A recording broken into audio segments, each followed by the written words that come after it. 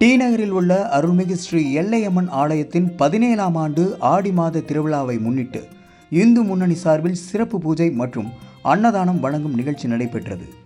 Chennai Thyagaraya Nagar police quarters சாலையில் உள்ள அருள்மிகு ஸ்ரீ எல்லையம்மன் ஆலயத்தின் 17ஆம் ஆண்டு ஆடி மாத திருவிழா முனீஸ்வரர் பூஜையுடன் வெகு விமர்சையாக இன்று துவங்கியது.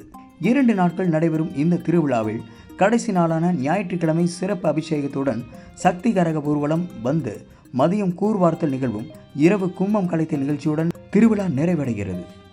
இதன் தொடக்க நாளான இன்று இந்து முன்னணி சார்பில் வேளச்சேரி பகுதி துணைச் செயலாளர் ரகுபதி அவர்களின் தலைமையில் சிறப்பு அபிஷேகம் மற்றும் அன்னதானம் வழங்கும் நிகழ்ச்சி நடைபெற்றது.